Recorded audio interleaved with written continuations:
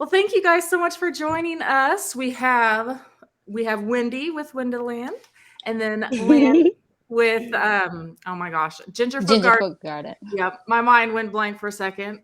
And then we have Katie, Katie's Crops, and then Hi. Bethany with the Chicago Gardener. Unfortunately, had a work emergency at the last second, but I will pop in her update for her last salsa video here at the end. So make sure you stay tuned for that. But we wanted to all get together at the very end and just kind of share how our season went. So, who wants to go first with sharing how anything went? Or do you want me to? Sure thing. Sure. That'd be great. The leader. So, for me, I mean, it's so right now it is super hot because we are end August and it's been in the hundreds for the past couple weeks. So, my tomatoes have stopped producing now, but they will start again here in probably like a week or two, because we just had a cold front come through. So it is now below 100, which is amazing. I'm so excited. So I'm not worried. Like it'll start producing again here really soon. So I don't have my salsa in front of me, but I will pop up a picture here and I'll show you what my garden looked like too. So if I can pull it up, there it is. So I had it in that huge smart pot right there, and the tomato in the middle in that cage, and then I had a couple of the peppers on the side along with the basil and the marigolds. Had everything kind of sprinkled around it. But I was super impressed with how well those marigolds especially did. That was probably my favorite thing because they were so huge and they were super fast to produce those flowers. I absolutely loved it. So I grew everything in there. It was awesome. And then this past week, I made some salsa. Oh, Yeah. I cheated. I got some onions though, so I did cheat. But I wanted more crunch to it. So I'm more of like I love more like the pico types, like so it's more like I don't know, bigger pieces. So I typically run like everything through a food processor except the tomatoes, and I just chop the tomatoes up, that all together, mix it all. So yeah, super good. That looks amazing. Yeah. Thanks.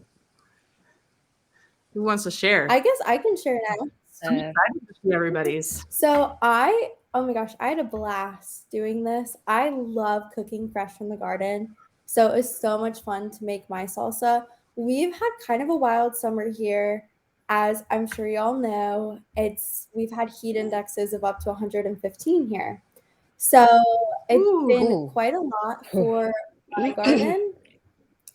And we've definitely learned the importance of, especially now with how hot it's getting, to start planting a lot earlier to kind of try and beat the rush of the heat. My tomatoes are still hanging in there, but barely. So what I kind of noticed was, one, the importance of succession planting. So I actually planted my tomatoes and then had to plant a second round of them as well because, one, we had just these torrential rains that drowned a lot of the tomatoes in my garden, but I was able to plant a second round and they're doing amazing. But also just with the heat, it's hard. So it was kind of trial and error, but everything did really well considering how hot and cool of a summer we had. And when I went ahead and made my salsa, I also added some peaches to mine. I added some corn and some black beans too. I was kind of just experimenting. But so I had corn, black beans, onions, the tomatoes, the peppers, and I think it all came together so good. As I've gotten older, it looks incredible. It looks so pretty too. I like the chunkier salsas now. So I was like, cut everything into bigger pieces to enjoy it. But oh my goodness, it was delicious. So I think everything went really well for me. I think in a perfect world, the South Carolina heat would not be so oppressive, but you win some and you lose some. So it all went very well for me. Awesome. Yeah, that looks super tasty. I wish we Yeah. could be doing this in person, and I Mhm. couldn't try it out Oh my gosh. because that looks so Yeah. good. That would have been fun. Real salsa party. Yeah. All right, I can go next. So with All mine, right. honestly, I feel like I hope I did not cut Katie. So with mine, actually, I feel like unbelievably the tomatoes were the salsa garden plants are. They were the most prolific tomato plants I've had in a garden. Probably because of the size of the pot, but I tell you not, I kid you not, the one of the tomatoes, the Roma tomatoes, they are loaded. So I was really happy because I feel like it's like you'll see later in the video, like the one in a bowl, that's like just a quarter of what I've got from those plants, which is amazing to me. So the only thing that I'd say that did not do well was the cilantro. I've tried it multiple times, but I've really struggled with it. So I wind up buying the cilantro because from what I understand, it's an important ingredient for salsa. But that also taught me a lesson that, like during the cold season, I take for granted the cilantro because there's so much. So a lot of times it gets wasted. I wind up putting some of them in the compost. But now I'm like, when I had to buy the cilantro, because I asked my husband to get it from me, I was like, man, $2 for that little thing. I'm like, never again. I'm going to save or at least freeze some of the cilantro because, like, in the past was able to successfully grow cilantro in the summer by tucking them in like a shaded spot, but not this year. I do not know why it's like that, but overall, I'd It say was really hot this year. yeah. Yeah. But even now, honestly, I think the tomatoes in that for the salsa garden challenge pods, they're still loaded right now. I mean, it's not as many as the early season, but there's still a lot. There's still some fruits hanging, and there's a lot of what do you call this? Some flowers. So I'm still quite excited to to get some more tomatoes. Yeah. Awesome. So, and for the first time, what do you call this? Making salsa. I think I had so much fun, and I think I'm gonna be making salsa more often Wow. now. Look how pretty her salsa That's is. That is gorgeous. gorgeous. Thank you. So I grew some. I decided to add some nasturtium on the Love pots it. where we were growing them. So I was like, well, this is a perfect garnish. So I yeah, love that. thank you. Yeah. Oh, it looks super pretty and it looks tasty too. Thank you. Yes, it does. Yeah, I roasted mine by the way.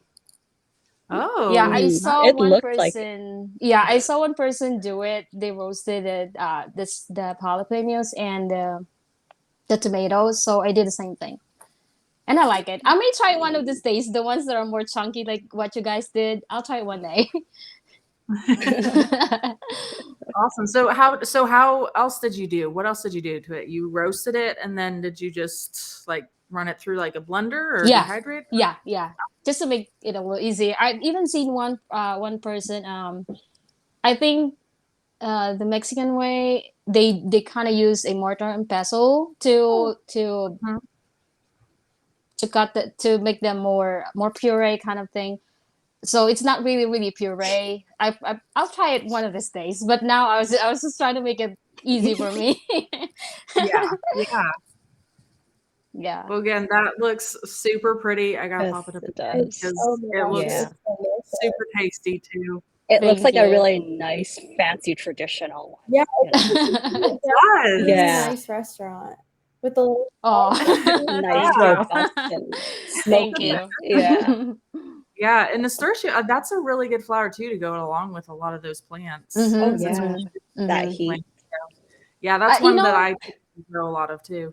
yeah, I think honestly, I feel like it also helped a little bit the plants that were there because I thought they're gonna die by like mid August or something, but they stayed. They were still there, and they're still flowering. And I think to a certain degree, it kind of shades the pots, so it keeps it moist and less hot. So I guess it helps the plant overall. So I'm quite Yeah. happy that I did. I added that. Yeah. Yeah, that was a great idea. Thank you. Yeah, I'm Yeah. used to nasturtiums being in the winter for us, you know, so Yeah. like it's only it grows in the shady places for me, like us here in the Mm-hmm. summer. Mm-hmm. Oh, Yeah. wow. You can grow that in the winter time? Yeah, I think in California, Yeah, yes. right. Wow. Yeah, actually it grows really well. That's like Mm-hmm. our winter Wow. flowers. So what are Maybe your temperatures in the winter then? oh, just like maybe a couple nights a year it'll hit like 34 or 35 at night Mm. low. Mhm. But usually it's about in the 40s Mhm. average. Yeah, maybe mid or high 40s at night. And then the morning is probably about in the low 60s, sometimes 50s to 60, Wow. sort of. Yeah. Wow. So yeah, Wow. nasturtiums That grow well sounds in the sun at that time. Yeah. It's So it's like fall never a here. great year if you want to grow it. Yeah, exactly. That's why we are Mm-hmm. going to get, have to get ready for like fall things that would go through pretty much takes us through to Mm-hmm. spring. Yeah. Mm-hmm. Yeah. So awesome. yeah, so my oh, I didn't mean to cut Lonnie off. I'm Yeah, good. go ahead. Okay. Yeah, so my salsa is a little unique because I don't have any tomatoes right now, and this is salsa. Let's start eating with See if Yum. you, I I can make say. you big. So, Oh, no, that made okay. me. Mm, Well, I'm trying to make you It's big, but it's not. okay. It's okay. I, so Yeah. it's like a Oh my more I feel gosh. so good. chunky. It's yeah, I did cheat it also. I put some avocado in there to thicken it. Ooh. Mm. So I've been eating it a lot like a soup for the past few weeks. Like I added this one doesn't have corn and stuff, but it was more like a meal, like a big bowl with yeah, Mm. yeah, kind of like Katie's. And yeah, just I fresh like raw that. corn, just everything raw. And yeah, it's so good because I don't have tomatoes because I started the tomatoes, everything else pretty early indoors. I took it outside. I was doing like pretty good. I was like, yeah, I'm gonna have some tomatoes with some good salsa, you know? And then the critters got to a lot of the fruits when they were kind of starting out, and then I put one of them in like a more like part shade, thinking it's going to be like hot. But being in the part shade, it's I think a bit of like the moisture, the humidity around that area Mm. kind of started creating that yeah, the powdery mildew. So I Mm. started using a little bit of like some organic spray. I think it was like neem oil mixture. But I just couldn't do it. Like it was just growing faster than I can control it. So I started them again, and now there was like tiny little. Oh, one of them, the first flower came. But yeah, That's good. still a little too far from today. So yeah. So instead, the salsa, I've been making it with like just like a bell pepper soup thing, like a sweet pepper soup. So I just blend some peppers up, make that as a base with, turmeric or like paprika, whatever seasoning spices you want. I did add a little lemon juice in there just to give it that tang like a tomato, and then started adding the chunky stuff in. So yeah, the other like what is it, cilantro with chives and garlic chives that we're growing. Yeah. Yeah, so that's it. Have it with salsa. Awesome. I mean, So chips and what critters attacked you? mouse. I've been obsessed with chasing with a little camera, like security camera. It's the mouse mostly here. I've Oh seen my. raccoons and possum, but mostly mouse that are, yeah. So I got like Uh, my little strawberry bags. It's like I got way too much time on my hands. I try as much as I can. And I was like, tomatoes, if they come, I might have to bag the whole thing every night. Like, so at some point, you have to just kind of like say, yeah. okay, I'm living with you, right? You may need to Yeah. get a cat, Wendy. I know There you everyone go. tells me that. I was thinking, can I put like some cat smelling thing to deter them? But they say it could make it worse. Sometimes it makes them more aggressive behavior. Oh. Mm. So like you Huh. really should have a cat, or you shouldn't pretend to have a cat. with And, us, I think honestly, one of the reasons why I was able to garden is because so there are like a couple of cats that comes to our neighborhood. My husband loves cats, I'd have them and too. Actually, they poop around here. oh my, yeah, I don't know But where the they do mouse that in wins. mine, but that's crazy. They're not even scared of cats. They're resilient. Maybe they're just really hungry. I think there's not a lot of gardens around. Maybe they makes them more attractive Mm. too. Yeah. Thank goodness we don't have to deal with that, but we get squirrels that Mm-hmm. really like they won't even Oh yeah. mess with the plant. They'll just dig all around and like throw all the Oh. dirt and everything everywhere. Squirrels and bunnies, I think, are some of our biggest that we deal with. There's a bunny that's always in my garden, and every time I get out there to chase it, it's gone. And I'm like, well, I'm sorry, Mine is back a- later. Mine is the You know what my raccoons. favorite thing to do Oh. to deter them is to get a motion activated sprinkler and have that set up. So that way, whenever it detects any movement, it'll just start spraying water out. And yeah, it's really fun, especially if you walk into it or There's gotta be entertaining. But that's like the perfect thing because I swear I'm never fast enough. Oh, I know. Yeah. And those are ones like the squirrels and mice and all that. Like those are ones like they would be scared of that. Yeah. So Mm-hmm. that might be that's a something great I like idea. to that. look at. How far away though, the proximity? Like, would you have to put a lot of them around? Or these sprinklers? I don't know how far it squirts. I think it probably depends on the Or sprinkler. detects them? Like how far Yeah, away can they start detecting them? I don't know the exacts on it, Yeah. but yeah, I don't know. But that's really like a nice way, like the most Oh yeah, kind way to deal with extra it. water to your plants too, right? It's perfect. Yeah, I think The that mouse works too for deer. Yes, yeah, pretty much any critters like that. We, for the deer, as strange as this sounds, we use Irish Spring soap and we drill holes in it and hang it, and it works really well. For some reason, they really do not like that smell. I've heard of that before. That's awesome. I actually bought some. I haven't hung it yet. You should. It's the most bizarre thing, but then like every time it rains and everything, it releases more of the scent, so it's perfect. Oh. So does it not affect like so where would you put the Irish Spring soap? So we hung the Irish Spring soap on our fencing. So we have panel fencing and we hung it on there. We just drilled a hole in it and then kind of hung it along there. So that ended up being perfect for us. And then we just have to replace it every season. I think we hung it probably every like 5 feet or something, but it's really just like personal preference.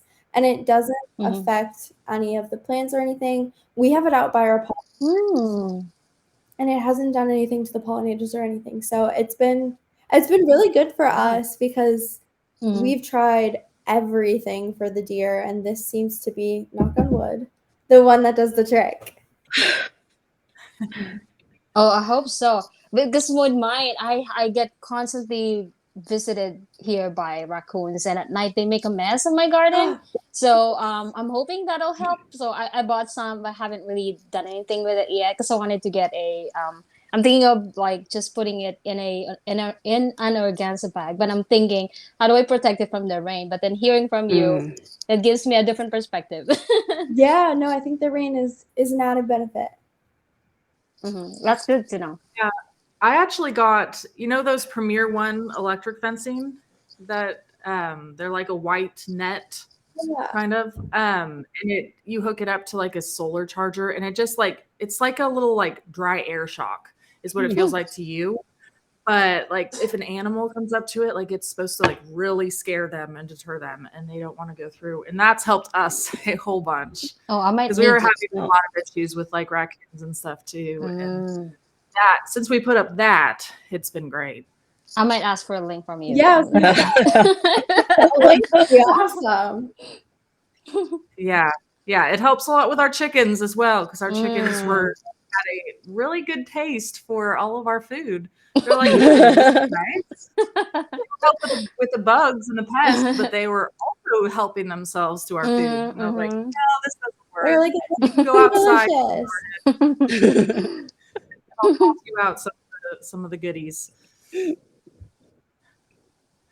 Well, awesome. I am super excited about this, and this was so much fun to get together and share everybody's recipes and just to see different unique things. Like Wendy, I wouldn't have even thought about making a salsa with no tomatoes. So I think that looks It tasty. works actually, because I did a lot of bell pepper soup or as like a salad dressing, base. So, and pepper is so watery anyway, There's barely any pulp or fibers after you like pulverize. Yeah.